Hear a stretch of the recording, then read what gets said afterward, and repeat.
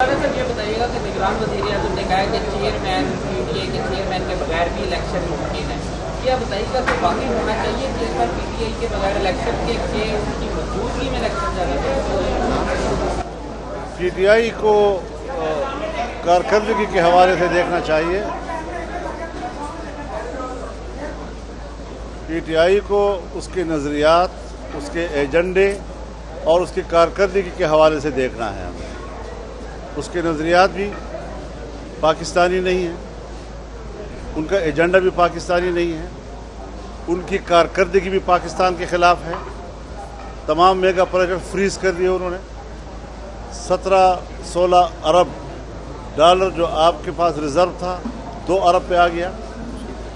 आपका मुल्क जो दुनिया की मईशत में 24वें नंबर पे आ गया था, इनकी बरकत से 47वें नंबर पे चला गया।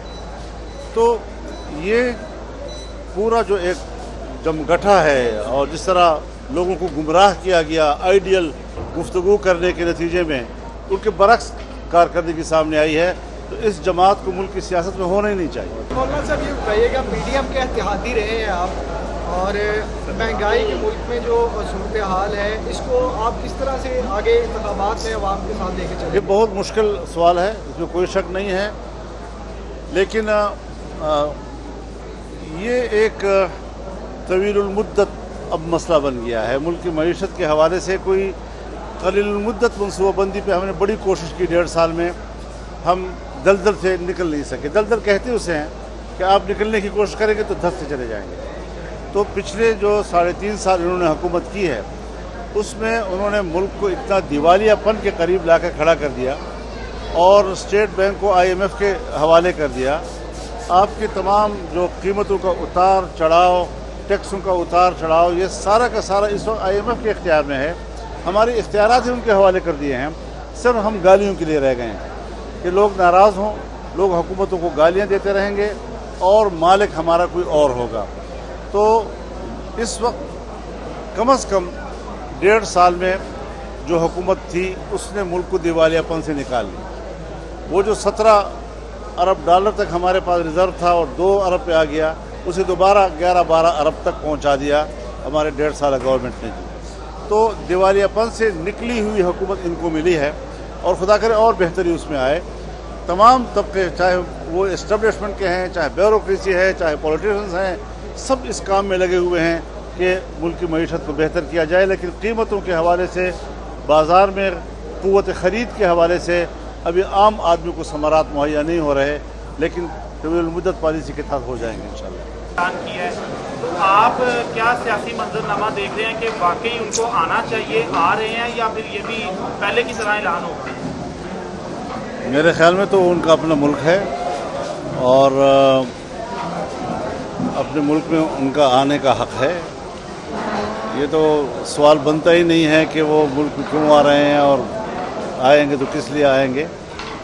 यहाँ उनको सियासत करने का भी हक़ है, अपने मुल्क में आने का भी हक़ है। तो ज़ाहिर है कि फ़ैसला उनके हाथ में है। उन्होंने अब ऐलान किया हुआ है, तो उसमें रद्द बदल का भी इख्तियार उनको है। मतलब ये बताइएगा कि अगर नवाज शरीफ साहब आ जाते हैं और आगे गिरफ्तारी उनकी हो जाती है, इस मौके पर अगर आपसे वो कोई इमदाद मांगते हैं, तो क्या आप उसकी खातिर सड़क पे आ सकते हैं या उनकी कोई हेल्प कर सकते हैं? देखिए, इस हवाले से तो अभी दूसरी जमातों से या कम अज़ कम हमसे इस हवाले से कोई राब्ता नहीं है। लेकिन फिर भी हम उनके आने पर उनको खुशामदीद कहेंगे। और बाकी रहा उनके जो कानूनी मामलात हैं, जो अदालत से मुताल्लिक़ा हैं, ज़ाहिर है कि उन्होंने इस हवाले से ज़रूर होमवर्क किया होगा और एक इत्मीनान लेकर ही वापस आ रहे होंगे, मेरा अंदाज़ा ये है। इंतखाबी मुहिम के हवाले से भी यही है कि बड़े कौम को नवीद सुनाए गए कि मुल्क में अमन आ गया, ऑपरेशंस के ज़रिए से हमने लोगों को अमन दे दिया।